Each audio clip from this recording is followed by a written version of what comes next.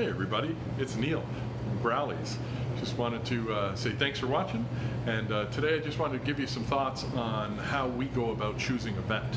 So if there's vets range from the best in the world. Some of my favorites people are vets to well, you know, bottom of the barrel. They go up and down, they do the spectrum just like every other profession in the world. They are a profession, they are governed by a regulatory body local to your area. In British Columbia, that's by the BC VMA. And they may be employed by somebody who has different values than they do, or they may own their own practice. They run the gamut. And so what I recommend and what I've done is I interview my vet. So I actually work with two vets. One comes to me and has what you would call a holistic approach. And so they do acupuncture and Chinese herbal medicine, and can guide me in Western traditional medicine, what is called allopathic medicine, it's you know, what your normal vet does, as well as assist me with some of the alternatives to using pharmaceuticals for the most part. And so that works really well for me. So I have one who comes to me when I need a home visit, and one I can take my dogs to for lab work or surgery or anything of traumatic nature. And so when I'm looking for one, I'm looking at those kinds of services, number one. But the second thing I'm doing is I'm interviewing them. And so I went to this one vet.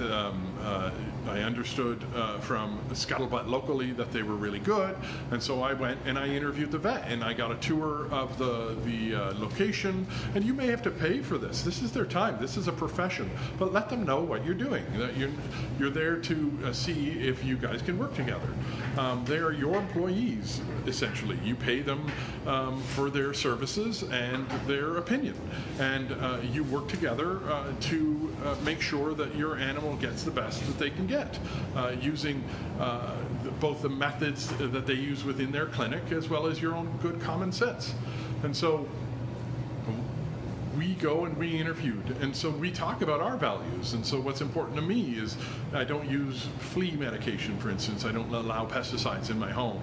And so we talk about, you know, are they okay with us not using flea medication yet still coming to their clinic? Also, now my dogs don't have fleas because I deal with them if I've ever see them, which is really, really rare. I just use a flea comb and they don't have fleas. And I use some diatomaceous earth in the house if I find them, but it's rare. It almost never happens. And when it does happen, it's when my dogs were playing with other dogs and we find one flea, because when we see one, we get rid of it right away. And so we talk about that. And we also talk about protocols like vaccination protocols. So for us, I would much rather do a titer test if I had to prove my dog was immune to, from previous vaccinations, still immune to any disease. And the most common one of those would be rabies. And so in many jurisdictions, they require you have to have a rabies shot every 3 years or 5 years or some such thing. And what science shows us, sorry, I hit the camera, science shows us is that the rabies shot when they're young is generally good for life. It's not always good for life. It doesn't offer lifetime immunity all the time, but for almost always, so usually. And so we do titer tests to see that they're still immune to the disease. And so I talk to the vet about that kind of protocol. I talk to the vet about my raw feeding and to see whether or not they can assist me in that kind of thing, rather than just telling me that I'm doing things wrong while looking at my perfectly healthy dogs. And so if you don't discuss those things with them ahead of time, you don't want their negative opinions about what you do to come up as a surprise. The surprises are not good when you're in the middle of a medical emergency. And so interview your vet when you have a healthy pet.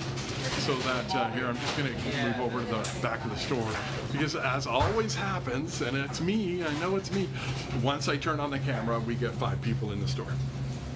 So I'll just go down here to the quiet end of the store. Hello again. Sorry about that. But ultimately, all I'm saying is they're your employee. Work with them. Talk to them. Make sure they meet your values. Make sure they can offer you assistance in raising your pet in the way that is appropriate to you. And sometimes you can even say no. So for instance, I had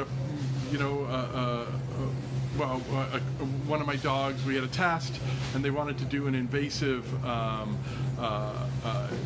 a needle in order to do a second follow-up test. We discussed it. We waited a few weeks. The follow-up, it ends up that the dog's healthy, and we didn't need to do that invasive test. And so we're going to go for one more. We're going to make sure that everything's okay.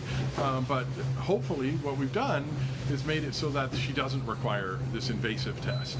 And so, you know, just work with your vet is all I'm saying. Interview them. They are your employee.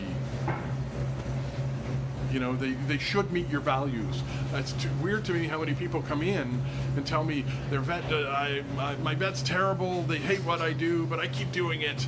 And it's like some kind of battle of the wills, you know, and that's not how it should be. They should be able to say, hey, you know, I see that you're doing a lot of, you know, red meats with no bone. Is there a calcium source in there? Are you doing any omega-3s? Are you supplementing at all? You know, that kind of thing, right? So they can help you with these things. You know, that's what my goal is to have a partner, right? And so I guess, yeah. Okay, so next, I wanted to talk about Mountain Dog. Mountain Dog in our store has been lucky enough to have a price drop. Hello. Sorry, you're not on camera, I promise. I'm not worried. And so, where was I? Okay, so yes, Mountain Dog Food Company. Fantastic company out of Alberta, makes a HACCP certified product in these fancy packaging with loaves that you can break into half-pound squares. You peel it off without a pair of scissors. It's a fantastically simple and awesome recipe. Like this is the Ascension beef and organ, which is beef heart, beef kidney, liver, beef liver, carrot, celery, beef, chicken with bone, so it gets that calcium source, kelp supplements, and a pea bran. And so it's a simple recipe, and I like that. I like the simple, great approach that this company has. Fantastic packaging, gets to your door nice and safe, and you know, I can't say enough good. And it's great to see a brand like that. Sorry, they take up almost 2 doors of my store. A brand like that have a price drop. Like it's such a fantastically affordable product now. So I just want to let people know that happened, and we're really happy that happened, and we could pass those savings on to you guys. And then the next is we are in the season of pumpkin spice. Happy, looking forward to Christmas, I'm sure. So it's not backwards. I'm going to flip this around, and we're going to go boop. And so this is Iron Will Raw's pumpkin spice raw love in every bowl.